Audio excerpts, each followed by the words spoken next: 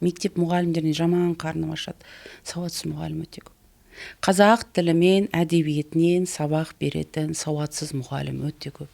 Мен мысалы қазақ тілінен сабақ беретін мұғалім қалайша балалар сендер жақсы оқуларың керексіңдер деп айтуға қалайша дәті баратынын мен түсінбеймін. Сіз мысалы дәрігер бізге бір дәрінің орнына басқа дәріні қателесіп берсе, біз оны соттатып жібереміз, бірақ қазақ тілінен сабақ беретін қазақ тілі пәнінің мұғалімі балалар сендер жақсы оқуларың керексіңдер деп тұрғаны дәл жаңағы қателескен дәрігердің қатесімен бірдей деңгейдегі нәрсе. Бірдей, екеуінің артық кемі жоқ. Не істеу керек ондай мұғалімдерді? Білмеймін. Ол мен шешетін нәрсе емес.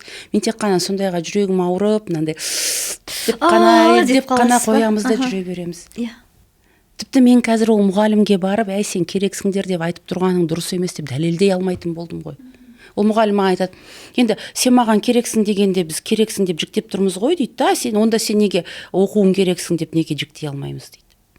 Ат тастағың келеді, ат тастағың келеді, айналайын-ау, кетші мына жерден деп айтқың келеді, құртпашы одан арман деп айтқың келеді, бірақ енді дәл сондай керексің деп отырған ана мұғалім, ана жақта аудармашы, ана жақта бір редактор, ана жақта бір корректор, бәрі былай қарағанда филология факультетін бітірген.